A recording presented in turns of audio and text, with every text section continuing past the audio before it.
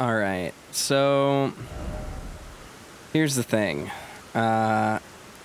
This is gonna look the same to you all, but to me, I lost like 2 hours of progress because I played and I recorded 2 episodes, and then, you know, I ended my recordings for the night and I went to lay in bed and I turned on my Steam Deck and it synced my cloud saves, and I guess my home PC hadn't synced yet from when I finished the game or not finished the game, but finished recording last time. And so we're right back here at Fort Faroff with very little to show for it. But that's fine, because basically all I did was I went back to the academy with the goal of respecing and possibly going kind of a different route with things. But yeah, let's see. I want to make sure I have... Okay, so I do have Terra Magica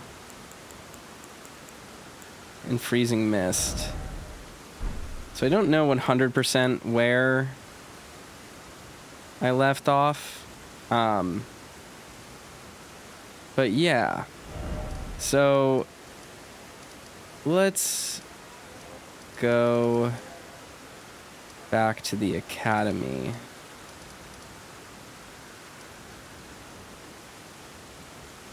Where is it? Let's go to Renala.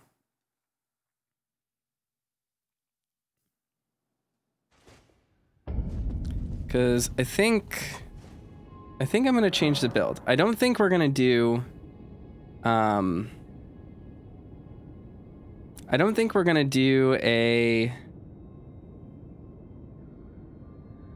Omnicaster. I think what we're going to do is a more generic wizard. And by generic, I mean really specifically... I'm gonna build into int because I want to have like 80 int. I think that would be really cool. So, and I know what weapon I'm gonna use. So, let's go ahead, do this. Is it thy wish to yet again be born anew? Now, bear this sweeting into life anew. Cool. I'm gonna put some points into things so that I have a good amount. I don't know. What do I need? What do I need for the build that I want to do?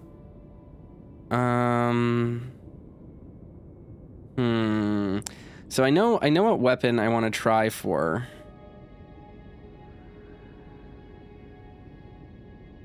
But I'm not 100% sure what the best stat build would be for it. Which kind of makes this...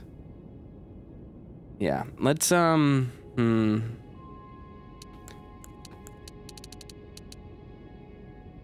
bummer. I forgot how, like, low level I am.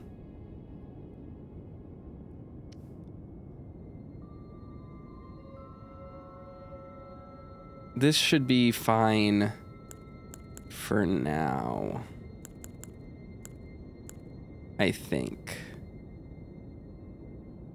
I really want to get higher int. How much int could I get by doing this? 51? Eh. Sure, we'll do this for now. I can probably bring mind down a little bit. I don't want to, though, because having casting is really good. But this would get me to, like, right where I need, and then I can just start pumping my actual damage. How much FP? That takes me down, like, so much FP, though. I want way more than that. Sure. Let's do this.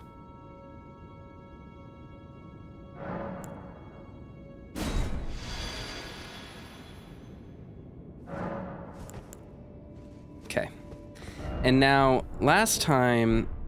Actually, did I do this last time? If I didn't do this, if this was in the Lost... Oh my god, no, it wasn't. Okay. I did take this. I should have duplicated this, but that's fine. Because the staff I'm going to want to use is this one, Azur's Glintstone Staff. What do I need for this? I need 52 int to wield that. So we'll just keep using this one for now, and it should be fine for a little bit. Then we'll switch over to this. So there's basically no major difference to our build right now, with the exception... This should do a lot more damage than it did. With the exception that we're going to use this. We're going to use a Clayman's Harpoon, and I think we're going to probably switch this to magic scaling.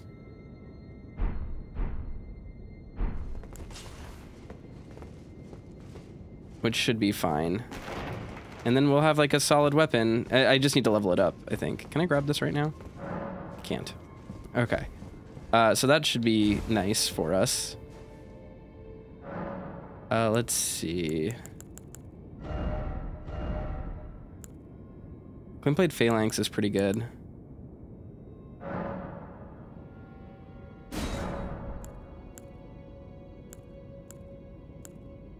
This gives us... Actually, cold is just better for this right now. Yeah, let's just use that as cold. That's fine. Oh, actually, Ice Spear. Yeah, we're going to use Ice Spear for sure. All right, cool. So we got that. And I think... Now that that is done... What else did I do in the content I lost? We went here, we talked to Boggart, we bought stuff from him. Oh, I see. You want some of me prawn? Freshly cooked it is. All right then. It's yours. If you can meet me price. I could be persuaded to sell you some other bits too. If you've got the runes. About Raya. Oh. So you met the girl, did you? All right, well, sod the particulars of the matter. But it ain't my fault she's stupid enough to get duped, is it? Anyway, she ain't all right, that one. Lucky she ain't died on the bloody roadside, I reckon.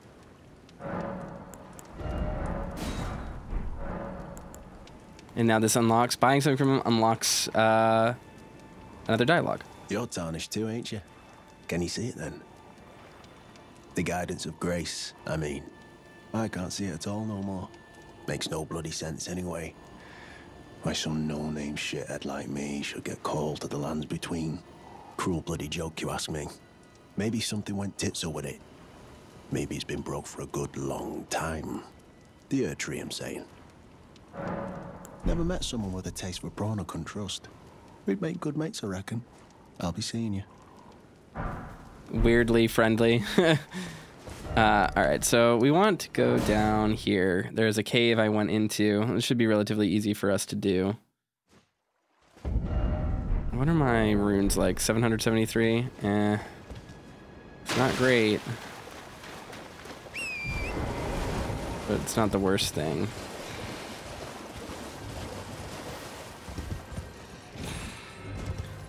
I'll probably want to fish up another Clayman's Harpoon to use. But we can do that later. Because the Clayman's Harpoon isn't actually going to end up being the weapon we use for the entire run if I do this.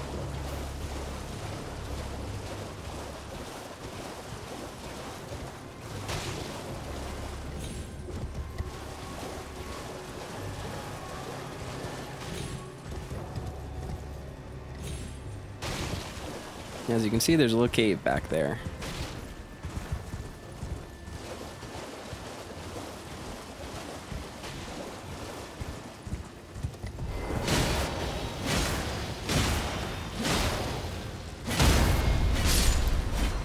We need to upgrade this really bad.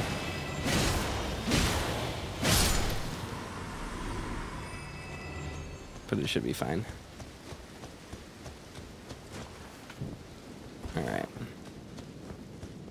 Let's go on down here.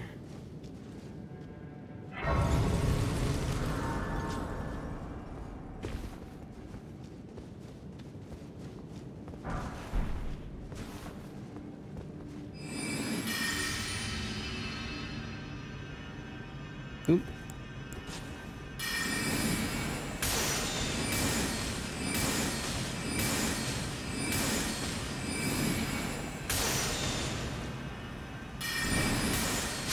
There we go.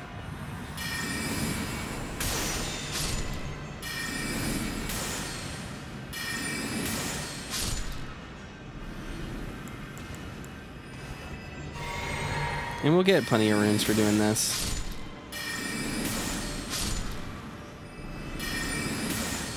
We're not going to be that hard up. And I think the boss of this place is also pretty easy, so not too concerned.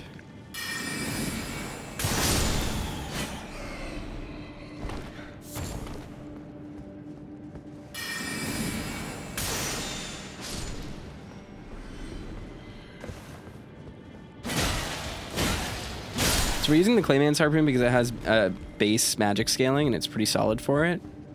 And it lets us kind of infuse without destroying our damage too much.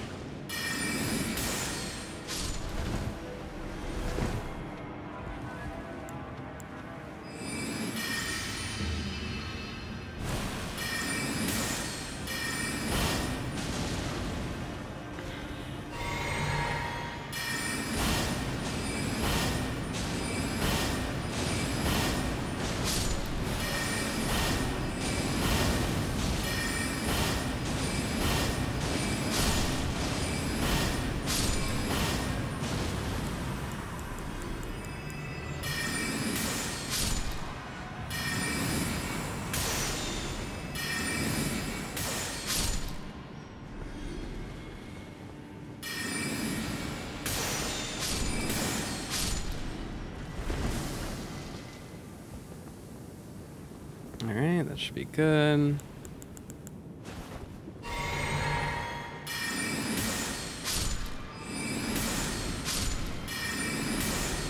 Just kill these guys.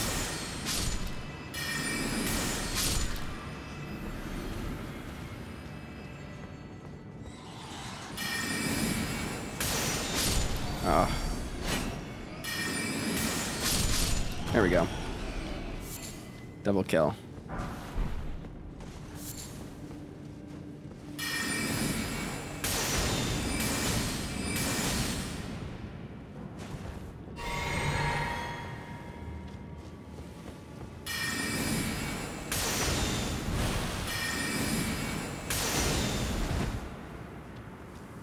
Turn it.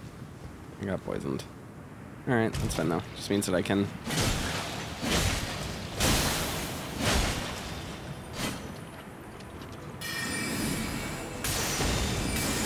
There you go. Okay. It's dead. We can now just collect all the goodies we left on down here. Toxic mushroom. So the fact that this like rot cave, this poison cave is underneath Liurnia speaks to how the Lake of Rot is also underneath Liurnia, which is kind of cool. You can just kind of see the poison slowly bubbling up from underneath. And that's why all the mushroom guys are here as well. I do think we need to go speak with Gowrie again. I could be wrong about that. I don't really remember what we did last because of the file going missing. It kind of leaves me a little bit lost, but should be fine.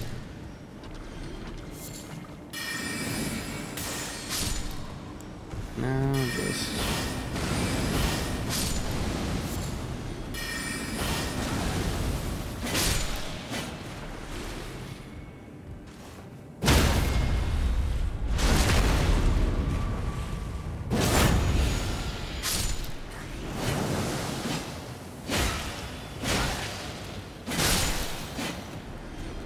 Get dunked on.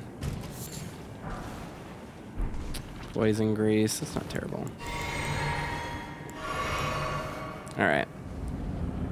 And there's a clean rot knight down here. That's one of Millennia's units. Oh.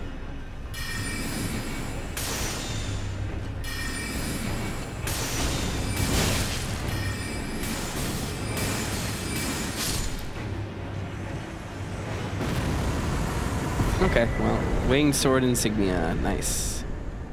Let's read the description on that.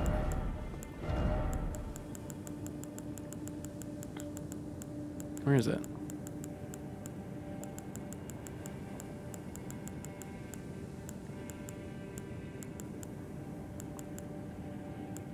Where'd it go? What am I losing my mind? Here it is. Raised attack power with successive attacks. The wings symbolize Millennia and her undefeated prowess. Though she never knew relief from the accursed rot she was born into, her blade was forever beautiful and relentless. That's the end of this tunnel. And now we have a ton of souls, so we can upgrade some things.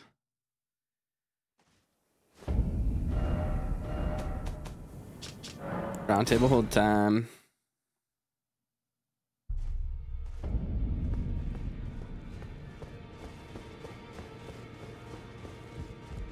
There are a few weapons that I kind of want to upgrade. There's a few different weapons I want to try, but... Well, I took you for no man to lay out your own. Alright, strength and armament. It's just +5, so foolish of me. Alright, and then strength and armament. Azure Glintstone Staff, where is it? Can it be upgraded?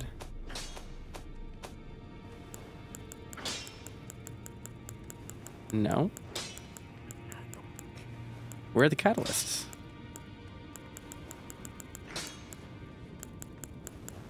Clearly I can upgrade them.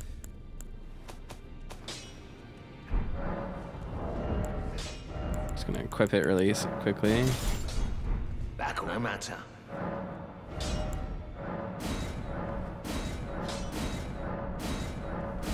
There we go. So that's the staff we'll end up using when we get the int for it.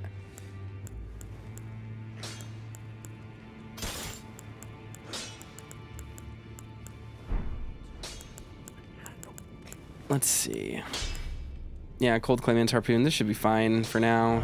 It's probably going to do less overall damage than some of the other weapons we have, but it's all right.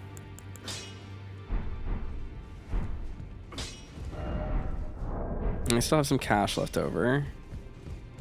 Wait, what does he need? What do you need to upgrade this Back one? already, no matter. Smithing stones 2. We can probably get that.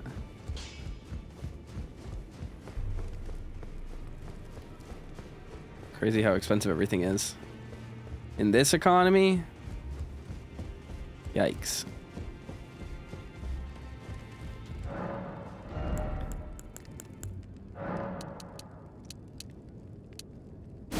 I think that's all I needed.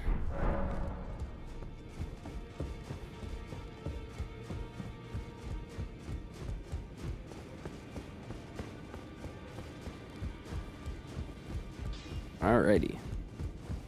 Back already. No matter. Cold harpoon +7. That's not terrible. Alright. So, now that that is done, I guess we can go back to Kaled. I can just see if we need to talk to Gowrie. But first things first, let's go here.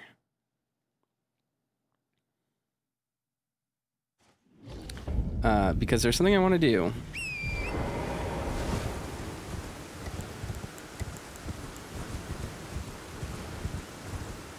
I'm gonna rush right past all these dudes. Because this is a putrid avatar, and he's gonna be a pain in the butt to fight. So we're actually gonna do something really smart. And, are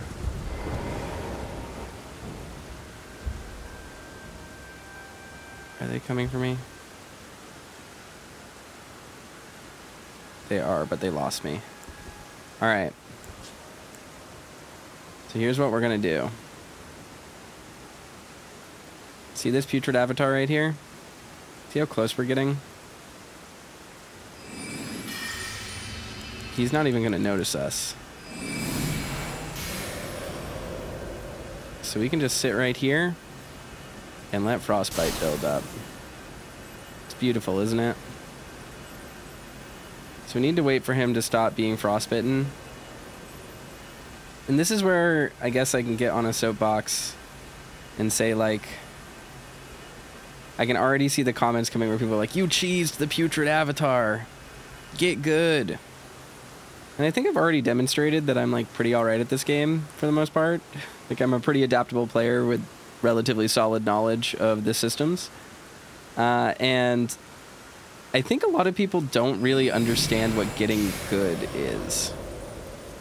There's this weird perception amongst people that the true game, so to speak, of Elden Ring and of the Souls games is this, like, melee-only, dodge and parry-focused, no ashes of war, no spirit ashes, you know, like, style of hand-to-hand, one-on-one combat. And this has always been very silly to me. I've always found this very flawed. Because I come from fighting games, right? Like, that's my background. And when you play a fighting game, you need to learn your whole character's kit. Because every single aspect of the game exists to be interfaced with, right? So if I'm in a match against someone, and my opponent is just spamming Hadouken over and over again, they're throwing fireballs, I don't besmirch them and say, stop spamming, it's dishonorable, you're not playing the real game, it's not fair, fight me like a real person, fight me like a real man. I don't complain about that because the fireball is a spacing tool and you use it to keep people out. So if I'm being kept out by my opponent fireballing me repeatedly, then I have something to learn, right? Like, there's a direct challenge there for me of, like, here is a mechanic that I'm not understanding. Now it is time for me to overcome it and, like, figure out where I apply, right? And so what can you do to get over a fireball? Well, you can inch forward and parry. When the fireball gets up to you, you can use a special move that either circumvents the fireball or goes over or under it. I could begin throwing my own fireballs and win the fireball war, depending on who I'm playing as. Like, all of these functions exist because each mechanic poses a question to the player. And each other mechanic is an answer to that question. If someone is on top of you and they knock you down, you are suddenly in a 50-50 and you need to decide, are you going to block or are you going to mash? And it all depends on if your opponent is going to block or throw or mash or shimmy, right? Like, they have their situation, they have their choices that they can pick, their options, and you have yours. And, like, the only way for me to get out of that situation, you know, other than, like, let's say they're mashing on me and I can't get out, right? Well, I can invincible reversal, I can shoryuken, I can do a dragon punch. Sometimes getting good is the only answer, right? And what I mean by that is getting good is a question of execution. It's not a question of mechanics. Sometimes the only thing you can do is learn what the answer is to a given problem and learn how to execute it and practice it until you can execute it on command. The example I'll use here is the dragon punch, right? You have to do forward, down, down, forward. That's a movement that a lot of people find difficult to do. No amount of hand-wringing about, stop mashing over me, this is unfair, you're cheesing me, is going to change that the answer to that mechanical interaction is to simply learn how to shoryuken and get it down. So get good is a true response, a valid response, but the way that people often apply it doesn't actually make much sense in context because they're applying it on a mechanical level rather than an executive level.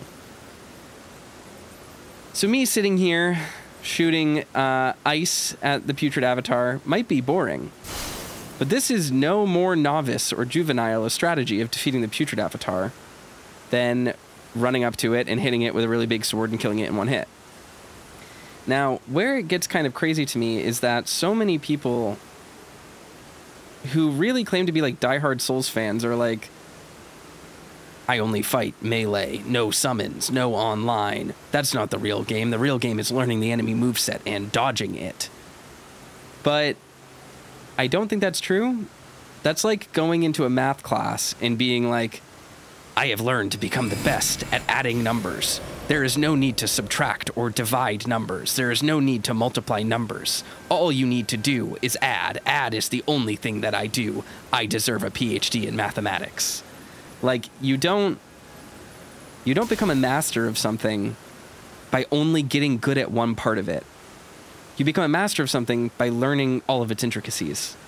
And magic and cheesing and range and exploiting AI and parrying, of course, and being good at the combat. These are all different facets of what makes one good at one of these games. And it's just so sad to me that people who claim to be diehards of this series don't appreciate all of their aspects, because one of the things about Souls games that makes them so good, about FromSoft's entire catalog, is how holistically designed they are. Every single mechanic in these games comes from a place of like design integrity.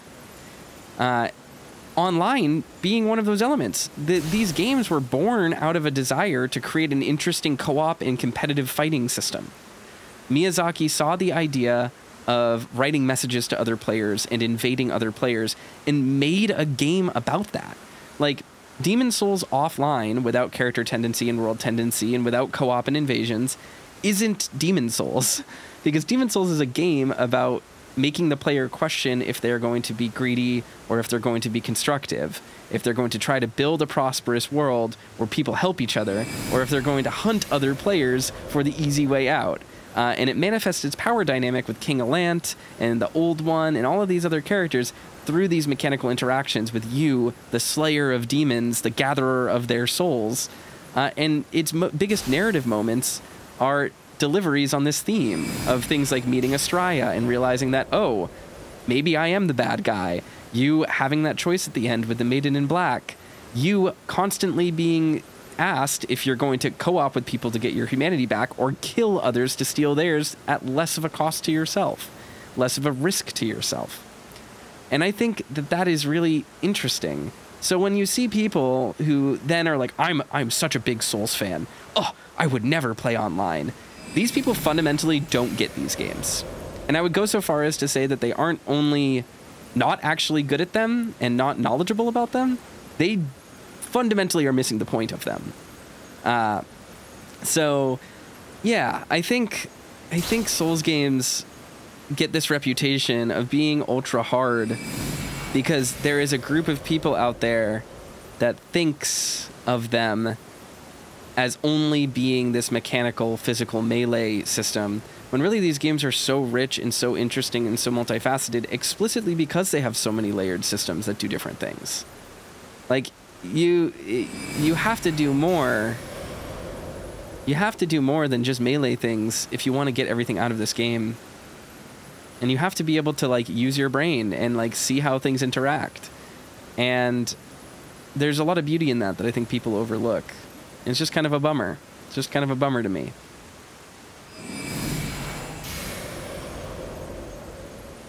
See if we can frostbite this again. There we go.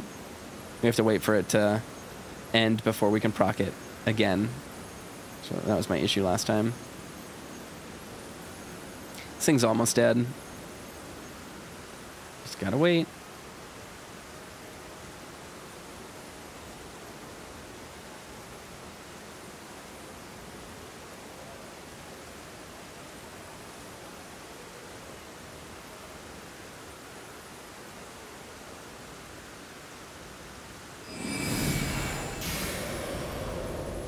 So, in short, like, I do think that sometimes a game can be demanding. I think these games are demanding, and I think that sometimes you do need to get good.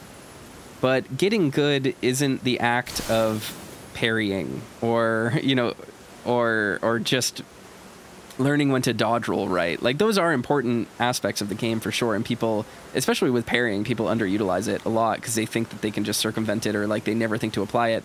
But getting good also means learning to use consumables in encounters where the consumables would help you.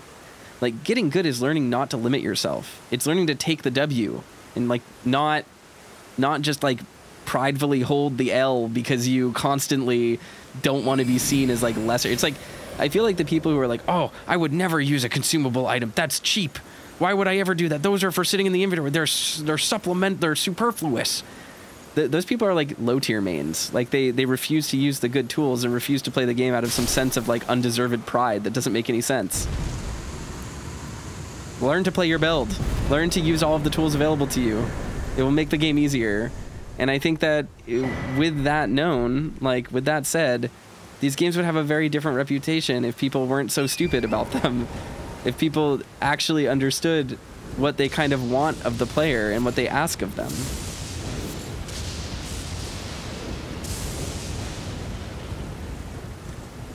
So let's go over here. And what is over here? This is just the bridge to Garank, which has that dragon on it. I don't think we'll be able to fight that dragon. I think that will be bad for us.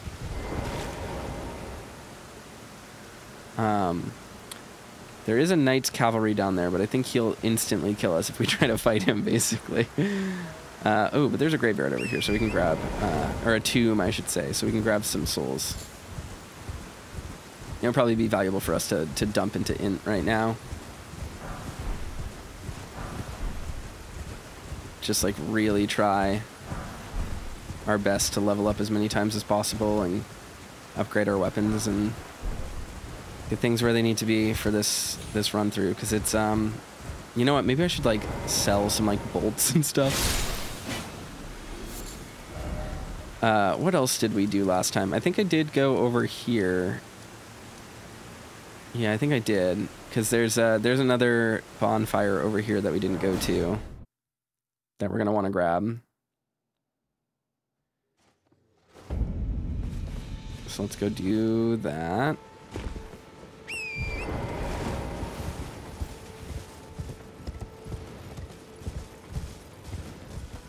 It might be a good idea for me to farm up a second Clayman's Harpoon, because they are very, very good when dual wielded.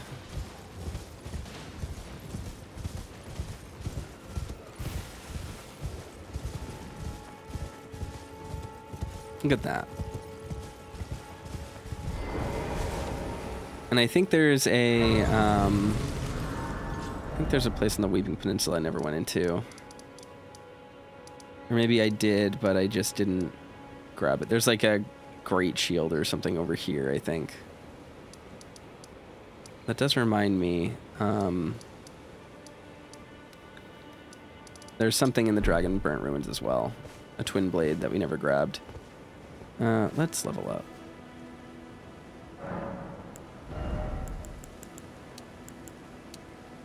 Oh, I only get 2 levels out of that? Are you kidding? God damn. That sucks.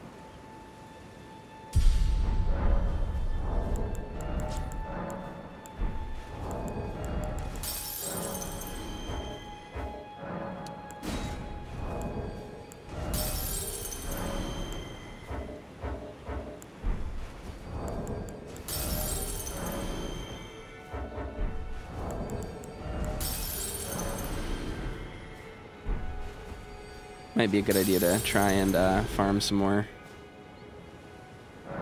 souls. We're gonna want int to be up to like 80 by the time we're done. It's basically a pure int build. And then the weapon we're gonna use is gonna be pretty fun. I think, at least. I don't remember where exactly I need to go to get down here. I know there's a Spirit Spring around. Where is it?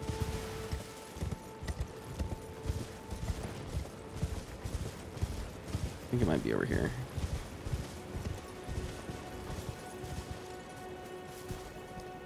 Yes. Look at that, an Alabaster Lord.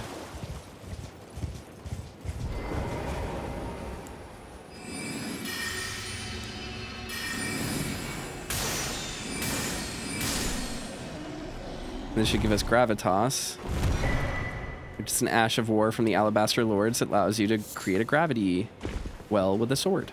Pretty cool. I don't remember if there's anything over here.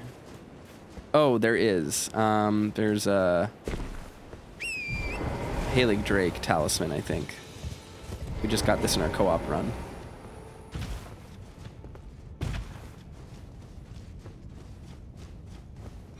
There we go. Halig Drake Talisman.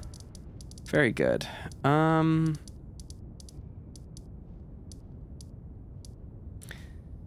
Is there a...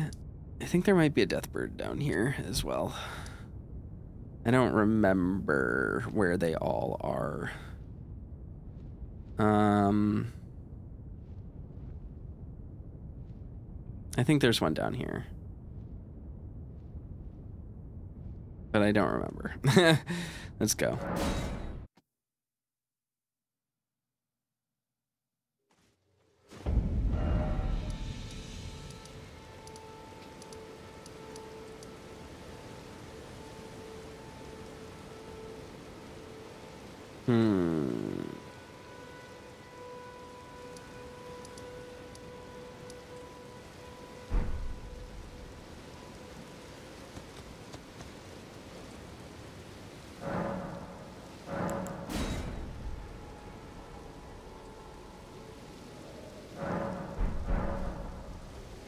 Alright, I think there's a Deathbird here. Illusory Wall spoke about it during our co-op run. And I can't remember where he said it was, but we'll find it. I just don't even remember where it was on my playthrough either. Yeah, it's right here, most likely. Yeah, and there's a golden seed right there, so it's meant to trick you into walking over here at night, and then Deathbird pops down. Where is that? Right? Is that what happens? No? Where is it? I figured it was right here. This looks like a pretty Deathbirdy place, right? Did I already do this one? Am I losing my mind? There we go.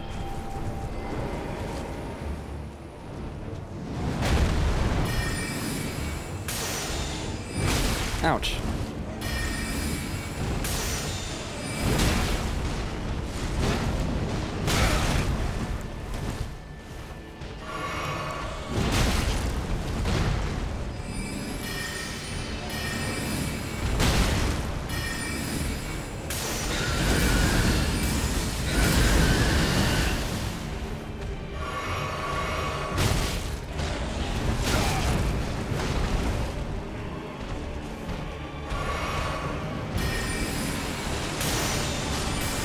Bye.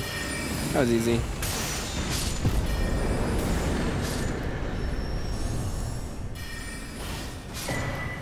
Ooh, sacrificial axe. That's fun. That's a cool weapon. It's basically Meralda's axe from Demon Souls. Let's read that item description. Power of the right yet lingers. A small amount of FP is restored upon slaying a foe.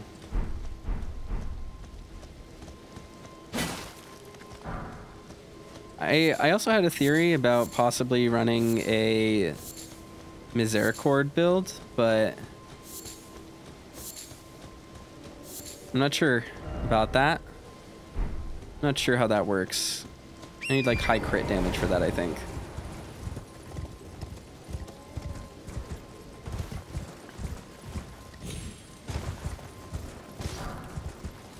So yeah, we made some like 8,000 souls off that. That's not terrible. There's not really much to that, but it's all right. We beat the boss. That's what matters. Trade again. I think we might have done all of the Deathbirds now. I think pretty much all of them are done. I could be wrong about that, but who knows, right? Okay, let's see.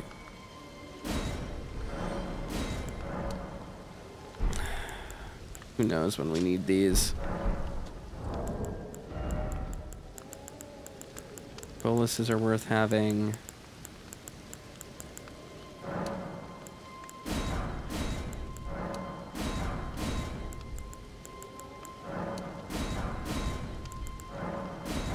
There we go. Soap made out of melted mushrooms, huh? Soft cotton's always good to have.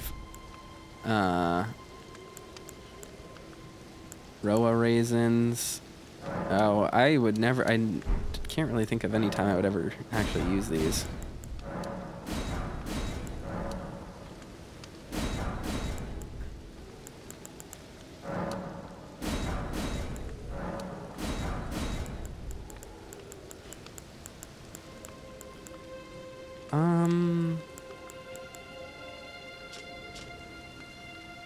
Should be good. Not finished yet. Alright, let's sell a bunch of crap that we don't need.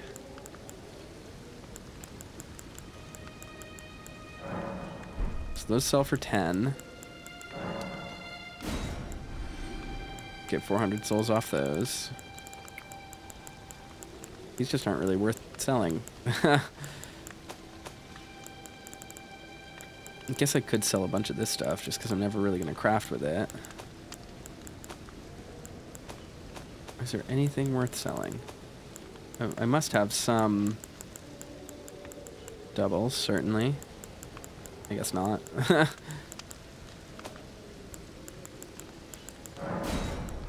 that.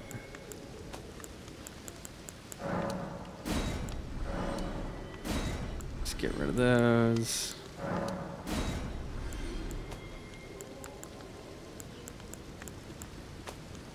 Yeah, I don't think I have anything else left to sell.